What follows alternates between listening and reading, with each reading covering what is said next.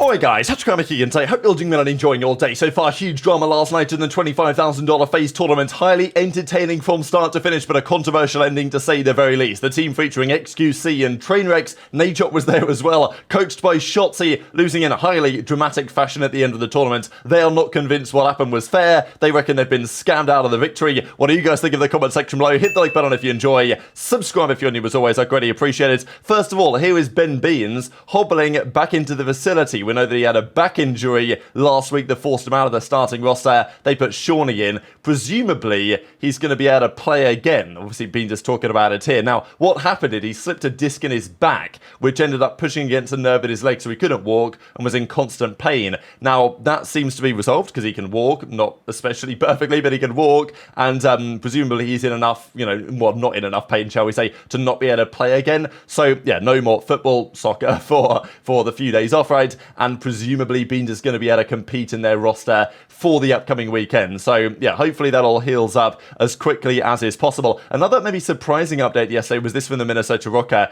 Big Wake is gone. So Awakening, of course, was in their starting roster at the start of the year. Underperformance compared to expectations. They got rid of him. They brought Gunless into their roster. And maybe they're a bit better now than they were before. I'm not so convinced it's going to make a massive difference long term, just because, Accuracy and Gunless play very similarly now. But Big Wake, I think it was a fair decision at the time to get rid of him. He's now grinding their down in challenges, but they've got rid of him. They benched him initially, right? Now he's entirely gone. Don't know why the timing of this precisely, just because it's not like they've been cooking lately, so they're thinking, oh, well, we don't need Wake back, obviously, because we're frying. They're not really. They've been okay, but they've been scraping through some of these series lately. Now, I don't think they were ever going to bring Awakening back, and maybe the plan is, well, if we drop him now, we don't have to pay for his flights to go to Toronto as a substitute. So maybe that's part of the plan, but yeah, Awakening is officially gone from that roster. Yesterday, there was some drama as well. I thought it was very entertaining. On content kind of like this, so Brian Stats has been putting together some really cool data over the last few days. This is, for example, OpTic's top 100 most viewed videos, who appears in the most thumbnails. Scump at 31, Hex at 14, down from there. Now, he was asked in the replies here, how about you do this for the videos on this channel? And this is what he found. So out of the top 100 most viewed videos on this channel, this is who appears in the most thumbnails. Now, this shouldn't really be a surprise here. I know people say, oh, here comes the OpTic glaze and all this. But to be honest, that isn't exactly what the data shows. The data shows why it's effective to talk about OpTic, if you see what I'm saying. Because this isn't like, okay, percentage of videos with OpTic guys in the thumbnails, although I'm sure that's probably not looking too dissimilar. But this is out of the videos that have performed the best on this channel. Just, this is what the market wants, right? Whatever the top 100 videos tend to be. Now, to be fair, lots of these will be roster related, which is why there are, majority players that have been on OpTic and have been around that system, because it's not like Envoy, Hook, like, especially those two guys, get into a massive amount of drama, but just because there was quite a lot of roster drama going on involving those players with OpTic at the time, that's kind of what you tend to see. But Scump is leading the way, as you might expect, at 42. Dashy, though, is at 41 already. So you've got to think that Dashy's maybe going to take that #1 spot at some point. He's got to be going for it, right? He's going to get his steak dinner. Printed 18 already, actually. Then Shotzzy. So most of these players, if not all of them, have played for OpTic at some point. Now, Drazah was on OGLA, right? So it doesn't really count. Drazah and Slasher were on OpTic Gaming Los Angeles. Everyone else was on OpTic. But to be fair, those two guys, Drazah, we know that he gets into a fair bit of drama. Slasher, I think a lot of the times he's on the thumbnails is gentleman's agreement related. With the drama on that side, back in the day, it actually continued as well, because Octane used to be like my thumbnail king back in the day. Like, he used to be on there all the time, and so I mentioned that. Now, he isn't far away. He actually has 6 of the top 100. Scrappy's at 9 already, which is kind of impressive from him, to be fair, because he hasn't been around that long, obviously. Kenny, Formal, like Rambo's here at 6, because that's another reason why Dashy's on a lot here, is just because not only is he an entertaining personality and player, but he's also just been involved in loads of like controversial things. That January to February 2023 period, literally every day I think Dashy was on a thumbnail, because there was some new Dashy versus Rambo drama, or he'd been dropped and he was back again, and all the implications of that. And obviously Octane goes on to say, yeah, I'm loving this life now that it's less problematic. But Ghosty, I thought was pretty funny, because Ghosty gets to 8, which is pretty impressive over Octane, to be fair. Beat you in something at least before I retired. So I thought that was pretty funny. And yeah, of course, Dashy kind of enjoyed it. And, well, we'll have to figure out when and where we figure out the steak dinner strategy, either in Toronto or the World Championship. It's just like you've got to figure out the day to make it work, because, like, Wednesday night, the team probably wants to have a meal before their match on the Thursday. So Thursday night might work, but then if they lose, then they play Friday. So Thursday night is great if they win, so I don't know. We'll figure something out anyway. And maybe Octane could get one as well, but, you know, we'll see. He only had 6 out of 100, you know. Dashy had 41, so, you know, I know who my thumbnail king is. Now, just before the FaZe Tourney drama, we did recently a fan survey. I know a few of you guys got involved because I linked it in a video on, well, exactly what the scene looks like at the moment. This is CDL team fan share, and actually just comparisons from this year to last year. Now, this is the overall numbers. So those that support only one team, many fans, probably like half of fans, I think the data indicates that half of fans support just one team, half of fans have, you know, maybe a favorite team, and then there's other teams they potentially support as well. For those that support only one roster, this is what you tend to see. OpTic have more fans than any other team combined, and the rest of it goes down from here. However, when you then consider the overall fan base, it actually changes the picture somewhat. So a lot of this is fans that are OpTic fans, but they also support other teams. So you see slightly different data here. Now, what this is not percentages like the other one was.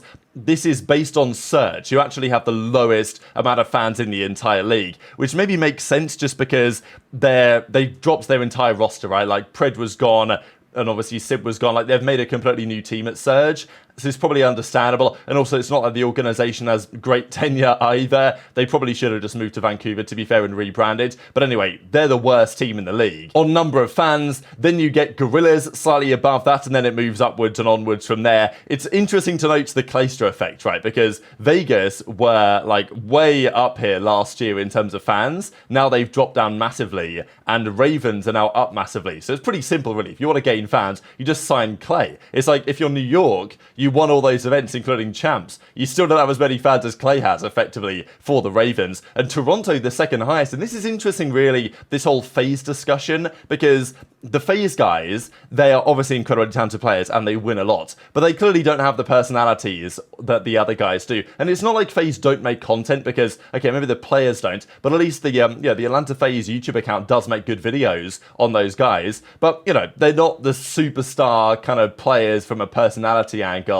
that some of the other guys are in this league. And, you know, maybe FaZe have got to think about that, because if you're FaZe and you're seeing this kind of discrepancy, especially when you look at the fact that you're actually only the third most supported team when you consider those that support more than one team, probably isn't the best look, given they've won an awful lot over the last few years. And cool to see Los Angeles Thieves up here high as well. I imagine like Octane and Nate have had something to do with that, even though they've massively changed their roster. But speaking of FaZe, this was the Kaysan Modern Warfare 3 showdown that was run last night, and this is just sensational content for the scene. It's something that hasn't really been done over the last few years, and it's just great to see him, you know, put this together, get this to actually work. And it's some of the most entertaining stuff that we've seen in the COD space for a very long time, and hopefully it continues and we get more of it going forward. So him and the entire team deserve a lot of credit for putting this on. Doesn't mean, though, that there wasn't going to be drama, and of course there was. So wanted to share exactly what happened in these moments. I'll share a couple of clips. This as well is just, I mean, what is this screenshot, right? Here's the Discord chat. Reminds me of when I was like, you know, doing university online classes and stuff during the pandemic,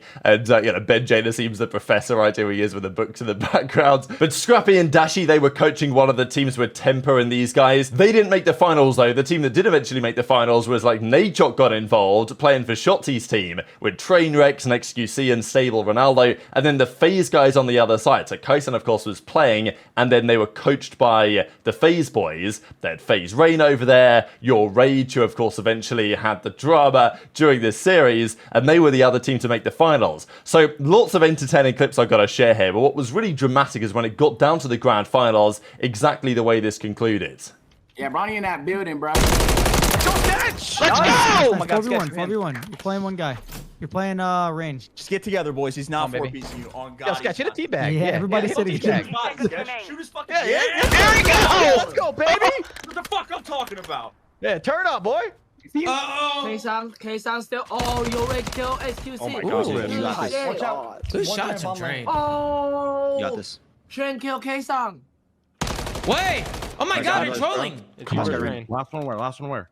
Oh, only one. Oh my God, they're trolling. Oh my God! Oh my God!